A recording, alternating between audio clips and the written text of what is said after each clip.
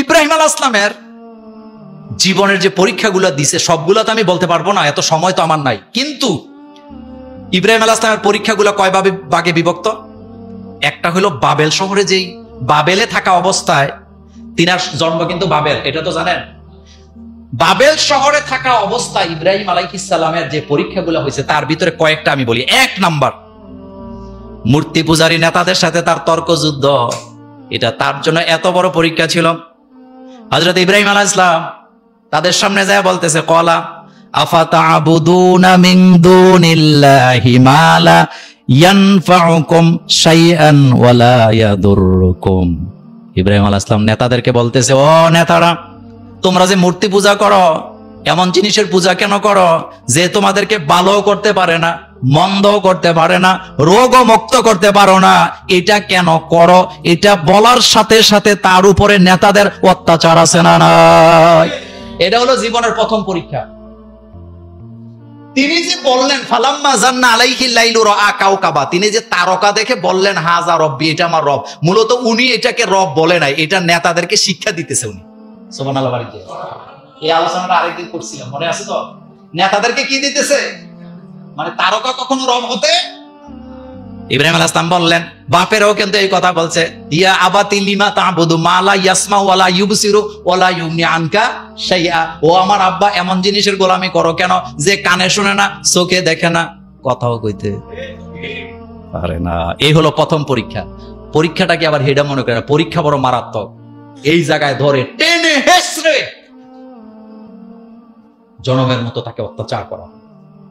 এই হাদিসগুলা তাফসীরগুলা অন্য সময় অন্য বিষয়ে করব, কিন্তু ইব্রাহিম আলাইহিস সালামের বিপদটা আজকে বলি। এটা প্রথম জীবনের পরীক্ষা। 2 নাম্বার পরীক্ষা, যখন তিনি এই কাজ করলেন, বাপ তো এই দলের কাজী, এখন বাপের পক্ষ থেকে বলা হয়েছে, আমি তোমাকে ত্যায্য করে দিলাম, বহিষ্কার।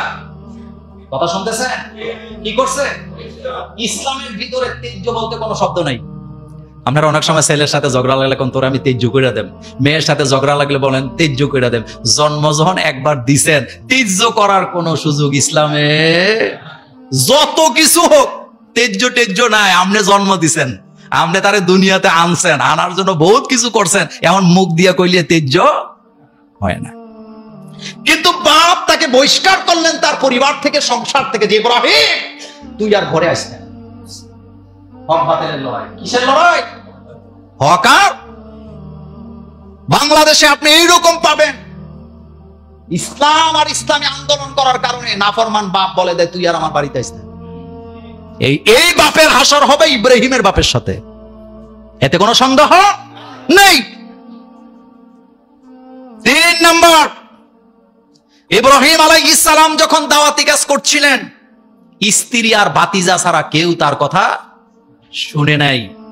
4 নাম্বার, তারকার পূজা যারা করত তাদেরকে তিনি যুক্তি তর্ক দিয়া, তিনি আসমানি জ্ঞান দিয়া তাদেরকে ধরাশায়ী করলেন। এটাও তার পরীক্ষা ছিল, বিপদ আসছিল।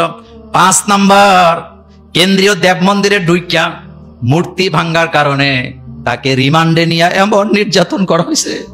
এই রিমান্ডটা ওই জায়গা থেকে আসছে।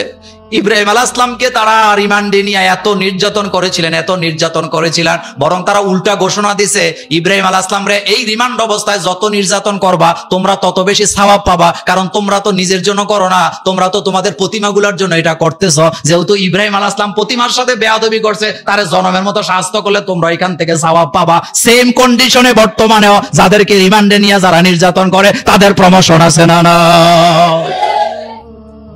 এটা আগেও ছিল, এখনো কি? এখন দেখেন মেলা করছে, মেলা কি করছে, আরে আয়েশা বলতেছে চলো মেলায় যাই। ইব্রাহিম আলাইহিস সালাম বললেন ফা ইন্নী সাকিম, আমার মন ভালো না। ফা ইন্নী সাকিম, আমার মন ভালো না, আমি মানসিক ভাবে অসুস্থ। জাতিগুলা মুশরিক, আমার মন ভালো না, আমি মেলায় যাব। সব চলে গেছে, সব মেলায় চলে গেছে। হযরত ইব্রাহিম আলাইহিস সালাম ঘুরতে ঘুরতে মূর্তির ঘরে যায় ঢুকছে, যায় দেয় সবাই খালি, সামনে খাবার টাবার সব আছে না নাই? ইব্রাহিম আলাইহিস সালাম সেখানে যায় বলেন আলা তাকুলুন, খাও না কেন? কথা কয়নি, চুপ করে আছে। কথা কয় কিন্তু উনি যায় কি কইতেছে, যায় দেয় সামনে খাবারের অভাব নাই, নারিকেল আছে, পেঁপে আছে, কলা আছে, আঙ্গুর আছে, তরমুজ আছে। উনি যায় আলা তা কুলুন, খাস না কেন? কথা কয় না। এখন উনি রাগ করে কয় কথাও কস না, খাসও না। কারণটা কি? রাগ করছ কেন? কানো দেরা দিছে ডলা কান। এখন এটা আসল কান না নকল কান? আমাদের দেশে কয় কান টানলে মাথা আসে, বলে কিনা? ওখানে কান টানলে মাথা আসে না, কানই আসে। যেহেতু এটা কি কান? ইব্রাহিম আলাইহিস সালাম এবার রাগ করলেন যখন কান ভেঙে গেছে। উনি বলেন ও এই অবস্থা, ফাজআলাহুম জুজাজান ইল্লা কাবীরা। হযরত ইব্রাহিম আলাইহিস সালামের পরীক্ষাগুলো দেখেন, এবার উনি সব ভাঙছে। ফাজআলাহু জুজাজান, তিনি এগুলাকে খণ্ড খণ্ড করলেন, ইল্লা কাবীরা, কিন্তু রাখছে কোনটারে? ভালোই তো জানেন, ইল্লা কাবীরা। এই যে রাখছে এটা বুঝানোর জন্য রাখছে।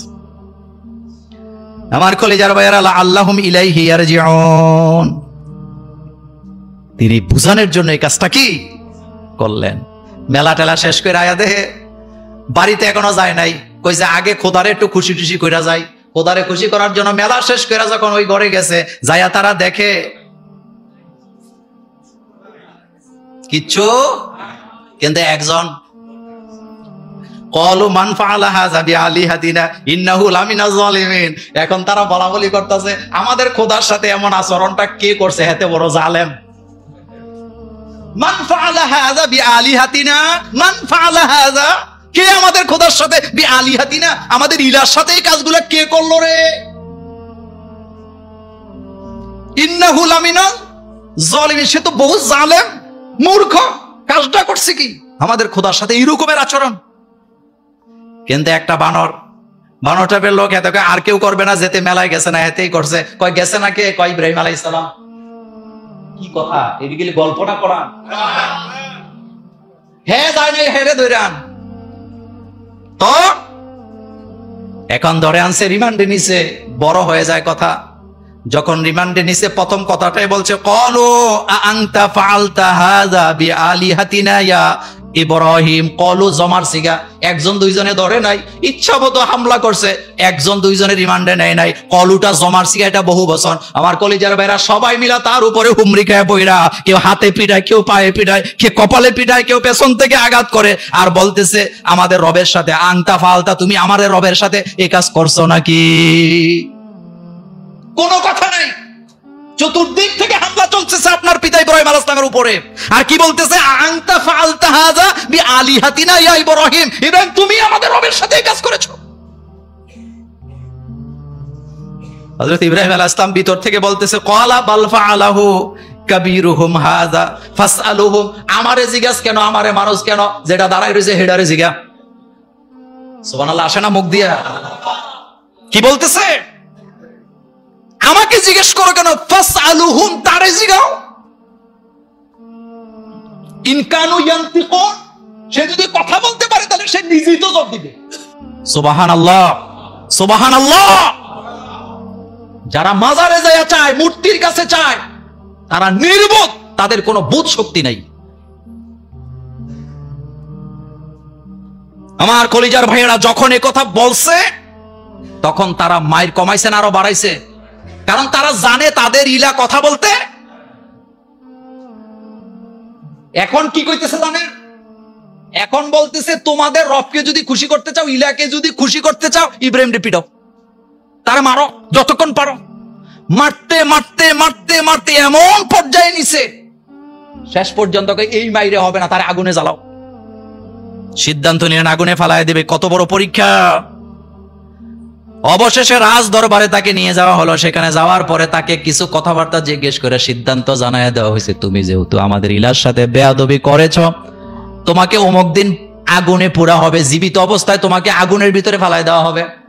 জীবিত অবস্থায় তোমাকে, সোজা মনে করেন আপনি আর আমি হইলে কাম শেষ। আমার ভাইয়েরা, আগুনে ফেলে দিবে, কত বড় মারাত্মক কথা! তিনি কি ভয় পাইছিলেন? তিনি কি ভয় পাইছিলেন? রিমান্ড চলতেছে। কি চলতেছে? সুতরাং ইসলাম আর ইমানের কারণে বিপদ আসলে, জেল আসলে, জরিমানা আসলে, রিমান্ডে নিয়ে পিড়াইলে ইমান আর থাকে না, তখন বিক্রি হয়ে যায়। আর যাদের ইমান মজবুত, হাসতে হাসতে ফাঁসির মঞ্চে চলে যায়।